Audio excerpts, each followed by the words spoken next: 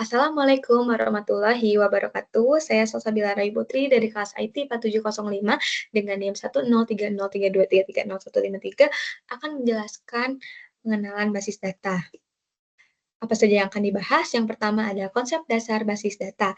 Yang kedua, pemrosesan file tradisional dan kelemahannya. Yang ketiga, pendekatan basis data dan kelebihannya. Yang keempat, risiko pendekatan basis data. Dan yang terakhir, database lifecycle. Yang pertama, konsep basis data. Basis data adalah kumpulan data yang saling berhubungan yang merepresentasikan fakta-fakta yang terdapat di organisasi. Di sini terdapat gambar yang menjelaskan hubungan antara basis data, sistem manajemen basis data atau yang kita kenal sebagai DBMS, dan berbagai entitas yang berinteraksi dengannya seperti aplikasi dan pengguna. Basis data di sini berfungsi sebagai tempat penyimpanan data yang struktur, sementara DBMS berfungsi sebagai pengelola penyedia akses ke data.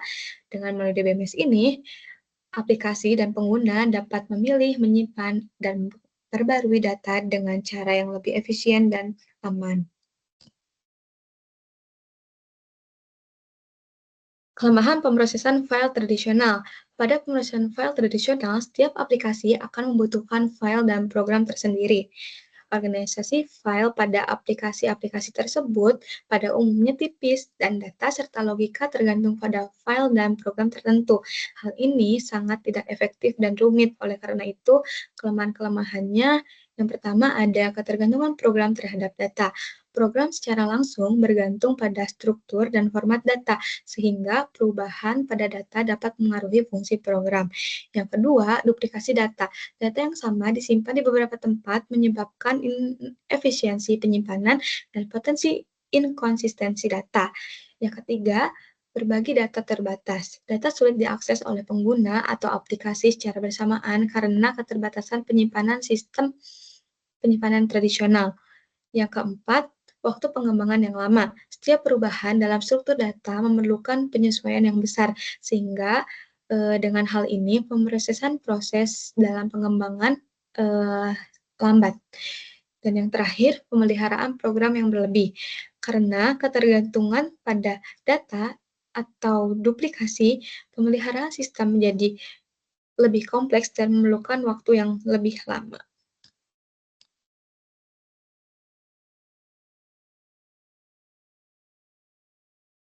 Kelebihan pendekatan basis data. Sistem manajemen basis data adalah sistem perangkat lunak yang memungkinkan penggunaan pendekatan basis data.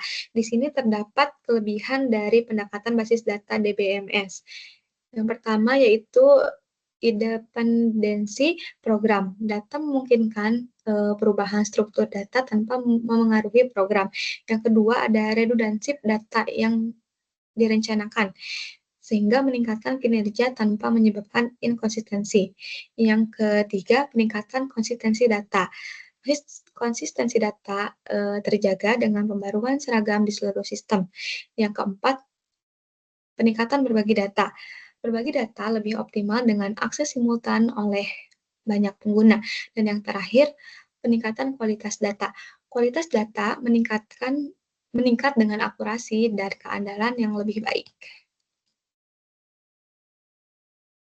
Nah, di sini ada risiko pendekatan basis data.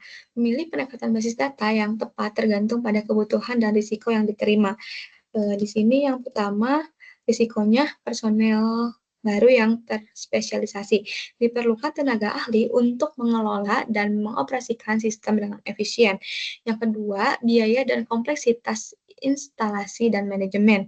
Implementasi dan pemeliharaan sistem memerlukan biaya yang sangat tinggi serta proses yang kompleks. Kemudian yang ketiga, biaya konversi. Migrasi dari sistem lama ke sistem yang baru membutuhkan sumber daya dan waktu yang signifikan. Yang keempat, kebutuhan akan pencadangan dan pemulihan yang eksplisit. Sistem harus memiliki mekanisme pencadangan untuk mencegah kehilangan data. Dan yang terakhir, konflik organisasi. Perubahan sistem dapat menimbulkan resistensi atau perselisihan antara departemen dalam organisasi.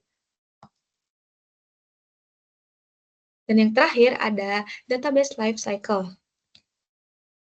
Database Database lifecycle ini dimulai dari planning atau perencanaan yang bertujuan untuk menentukan tujuan dan kebutuhan basis data.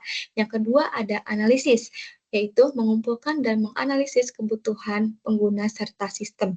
Yang ketiga ada design, eh, yaitu merancang struktur basis data termasuk model konseptual, logis, dan fisik.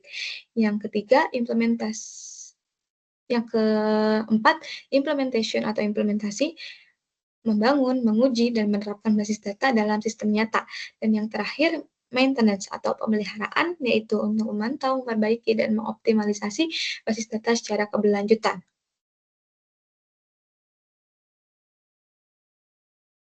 Sekian dari saya, mohon maaf apabila ada kesalahan. Wassalamualaikum warahmatullahi wabarakatuh.